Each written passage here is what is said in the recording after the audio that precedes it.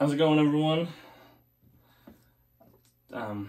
Today we are on Chapter 4, Autosuggestion. This is, again, my journey as I study through the book Think and Grow Rich by Napoleon Hill. And these are just pointing out some of the things that stood out to me as I've gone through it here. So, autosuggestion is self-suggestion. You know, it basically says what you're telling yourself, what you're convincing yourself of doing. No thought, whether it be negative or positive, can enter the subconscious mind without the aid of the principle of autosuggestion, with the exception of thoughts picked up by the ether, from the ether. Stated differently, all sense impressions which are perceived through the five senses are stopped by the conscious thinking mind and may either be passed on to the subconscious mind or rejected at will. The conscious faculty serves, therefore, as an outer guard to the approach of the subconscious. So if you take the picture and you have your conscious mind and your subconscious mind and your five senses, see, smell, taste, touch, hear. You know, and you have, let me get a different color here. Let's say you have a bunch of thoughts coming around, blah, blah, blah, blah, blah, and this one comes in, and your subconscious mind is like a guard, a filter, whatever you want to call it. You know, and it's, your conscious mind, sorry. And let's say this thought here. Okay, yep, so it makes it to the subconscious mind. This thought here, nope, I don't like it. This thought here, yep. Something like that.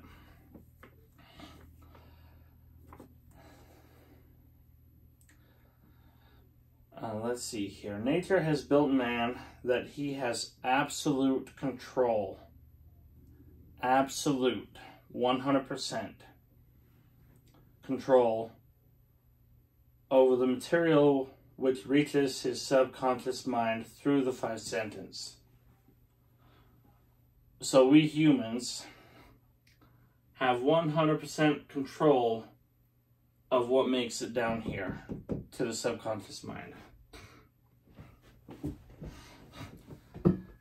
We might get bombarded with thoughts and ideas and what have you from family, friends, internet, social media, movies, whatever. But we have 100% control what gets into our subconscious mind. The trick is, continue on, although it is not meant to be construed as a statement that man always exercises this control. We have control, but we don't always use that control or apply that control. And sometimes it's gotten so out of hand that we don't even think we have that control anymore. We think someone else has that control. I'm not successful because my boss, blah, blah. I'm not successful because my industry, blah, blah, blah. I'm not successful because of blah, blah, blah. You know, that's giving control to someone else, to an outside circumstance, where in reality, we have control of that. You know, I'm not happy because of my negative circumstances, or I'm not happy because of my broken leg, or I'm not successful because I don't have time to get another job. Or whatever we're telling ourselves. Where in reality, we have full control of everything that goes on here. In the great majority, not just in a good bunch, not just in a big handful, but in the great majority of instances, he does not exercise it. The human does not exercise it. The control, which explains why so many people go through life in poverty.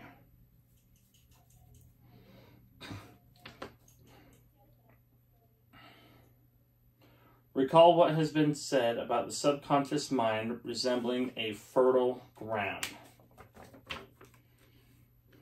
Fertile garden spot, excuse me, in which seeds will grow in abundance. Okay, so let's say you've got your garden here, and you've got your corn and your tomatoes and pumpkin, whatever. So this is your subconscious mind, the garden of your subconscious mind.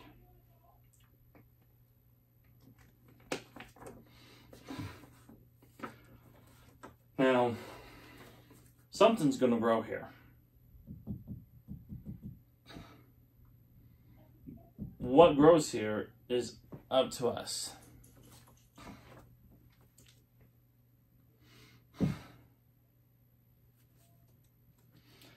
If the seeds of more desirable crops are not sown therein, autosuggestion is the agency of control through which an individual may voluntarily feed his subconscious mind all thoughts of a creative nature, or by neglect permit thoughts of a destructive nature to find their way into this rich garden of the mind. So if we don't take control and put in the effort to plant what we want, plant the seeds that we want growing, then something else is going to grow. Just like your flower bed in real life at home. If you're not out there pulling the weeds and planting the seeds that you want, those weeds are going to grow and overtake this garden.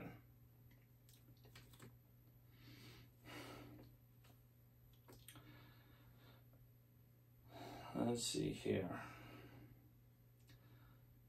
In the chapter of desire, you are instructed to read aloud daily, out loud, your written statement of your desire for money. Not just your wish for money, not just your want for money, but your desire for money. And then see and feel yourself already in possession of that money. So again, if you've got seeds growing right here, and you have the desire for that money, that specific amount, see and feel yourself already in possession. Let's say it's tomato. You love tomatoes. Envision yourself picking that tomato, eating it, you know, savoring it.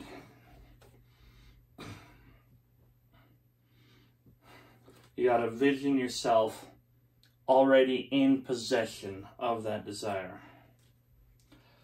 Remember that the mere reading of the words is of no consequence.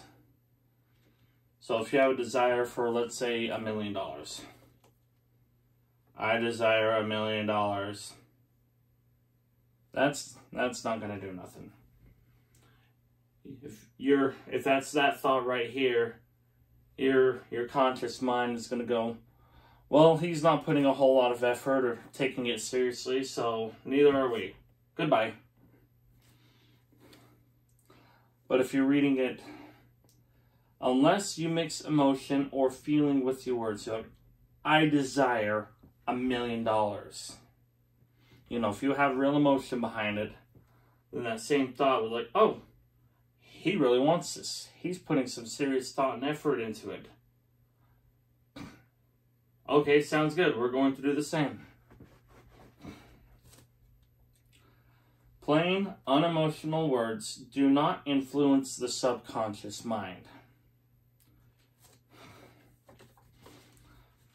But also, do not be discouraged if you cannot control and direct your emotions the first time you try to do so. It'll take some repetition. Ability to reach and influence your subconscious mind has its price, and you must pay that price. The price of ability to influence your subconscious mind is everlasting persistence in applying the principles described here. Everlasting persistence. So it's not like one and done kind of thing. You gotta continue to do it, and then as your subconscious mind grows, you need to continue to grow those thoughts as well.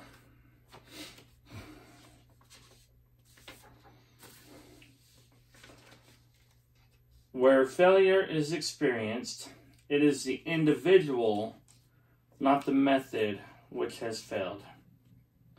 If you try and fail, make another effort, and still another, until you succeed. So, a couple things. When failure is experienced, it is the individual, not the method. Okay? So if you experience failure on trying to influence your subconscious mind, just know, in a good way, that you're not doing something all the way through. The desire's not really there. The belief is not really there. Whatever that may be, just look at it as a learning process and dig deeper and try again. You know, don't be, oh, I tried it 3 times, it must not be right. Then you'll never get anywhere. You know, I've tried it a half a dozen times, and then I got to the next step. You know, I was able to get further in here. If that makes sense. So keep trying. Keep putting in genuine effort with desire and belief until you succeed. Here is the most significant fact. The subconscious mind takes any orders given it in a spirit of absolute faith. Remember how I said the conscious mind is like, oh, they're not taking it seriously. It's out of here. And acts upon those orders, although the orders often have to be presented over and over again. So sometimes it'll take several times to get that order down here. Through repetition, before they are interpreted by the subconscious mind.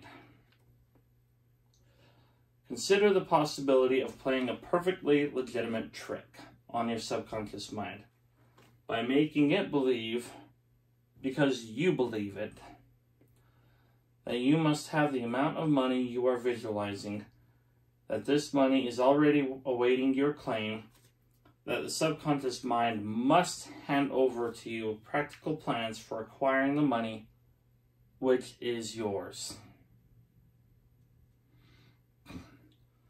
So, if you have a desire and you believe in that desire, then ultimately, through the repetition, your subconscious mind will believe it as well. And it must hand over to you practical plans for acquiring that desire. But don't wait for the definite plan. Begin at once to see yourself in possession of the money. You know, once that starts there, don't wait for the plan of acquiring the money before you start visualizing and believing yourself having that money. visualize it while I'm waiting for the plan from the subconscious mind. If you choose to follow some of the instructions, but neglect or refuse to follow others, you will fail. So if you skip a step, you're going to fail and have to start back over. To get satisfactory results, you must follow all instructions in the spirit of faith. You know, again, having that faith, that belief that you can do this, that this works.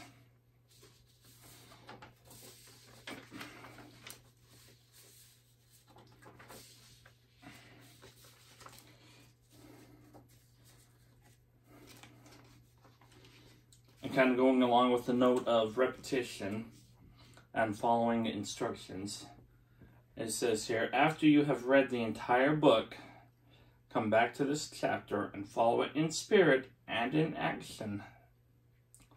Follow in spirit and in action this instruction. Read the entire chapter aloud once every night until you become thoroughly convinced that the principle of autosuggestion is sound, that it will accomplish for you all that has been claimed for it. As you read, underscore with a pencil every sentence which impresses you favorably. Okay, so again, read the entire chapter once every night until you become thoroughly convinced that the principle of autosuggestion is sound.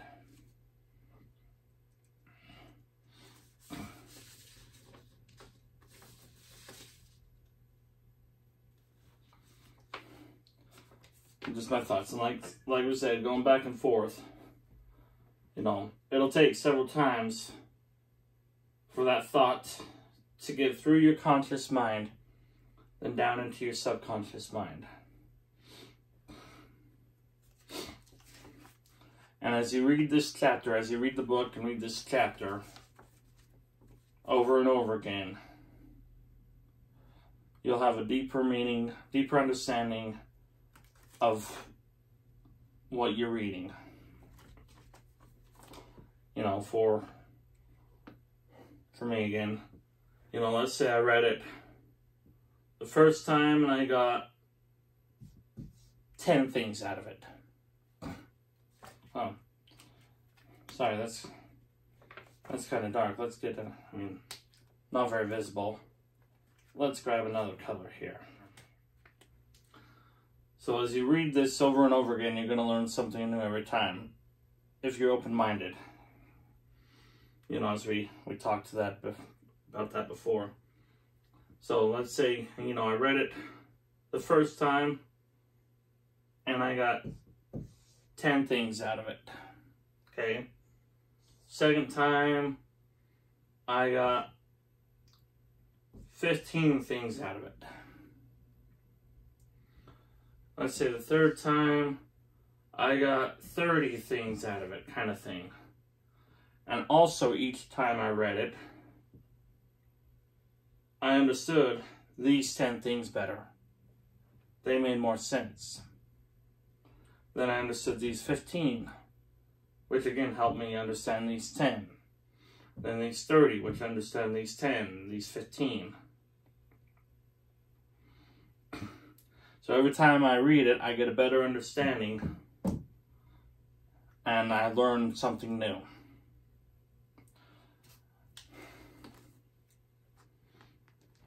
So